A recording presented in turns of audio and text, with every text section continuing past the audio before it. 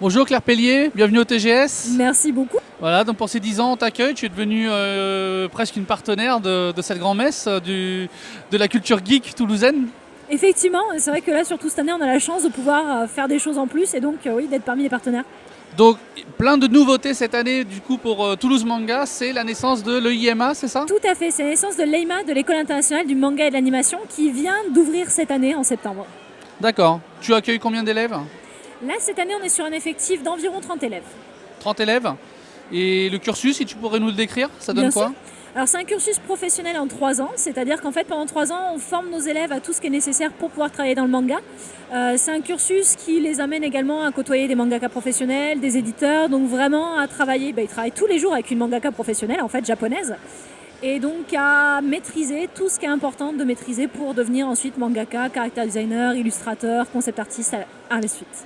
Alors, il y en a beaucoup qui disent que c'est un milieu qui est quand même assez bouché en termes d'emploi. Qu'est-ce que tu peux répondre à ça et qu'est-ce que ton école apporte?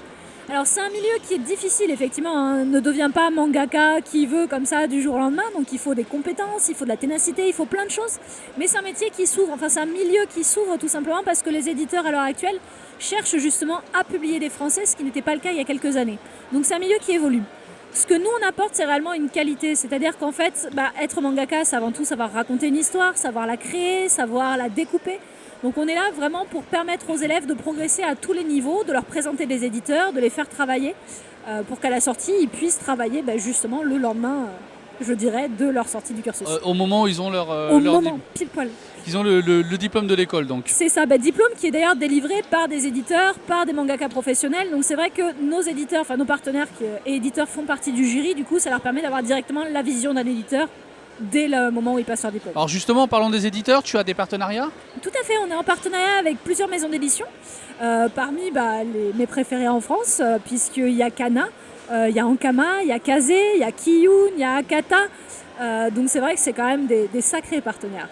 Ça reste quand même de sacrés partenaires, surtout pour les mangas d'aujourd'hui, assez connus de la part des plus jeunes.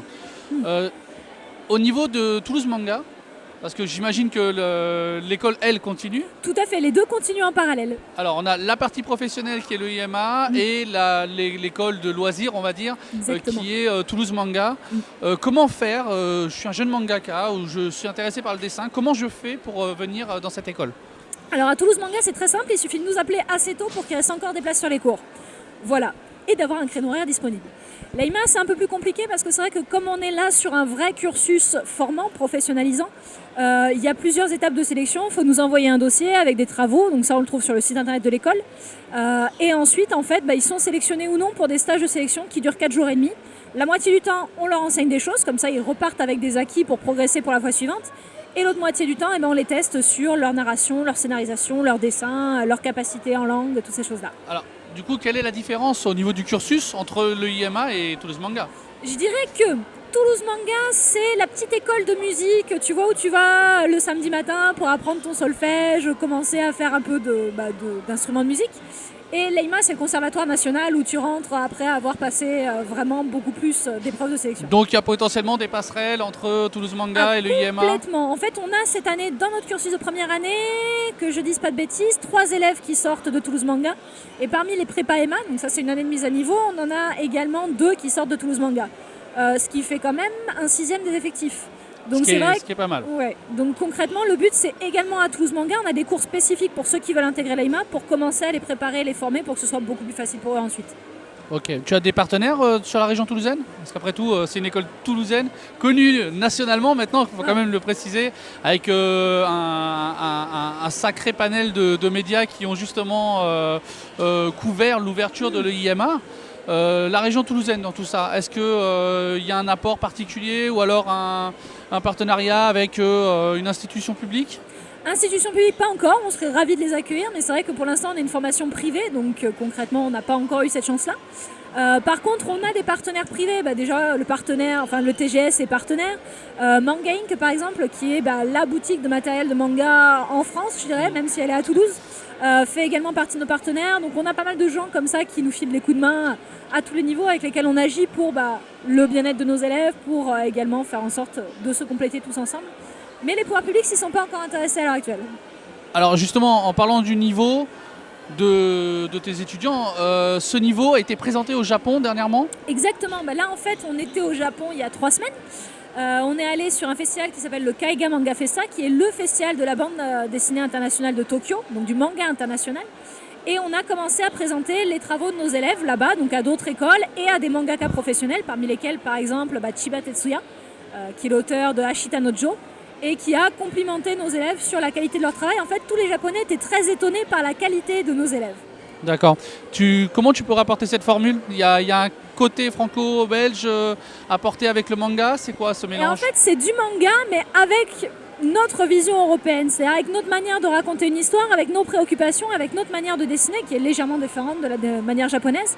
Donc pour les Japonais, c'est génial parce que c'est quelque chose qu'ils connaissent, qu'ils maîtrisent. C'est le manga, c'est leur culture, ils sont confortables à l'intérieur. Et en même temps, c'est tout nouveau, il y a un petit côté exotique. Donc ils apprécient beaucoup. Et scénaristiquement parlant également? Scénaristiquement parlant, là, j'irai pas jusque-là parce que pour l'instant, en fait, c'est vrai qu'on n'a pas tout fait traduire, etc.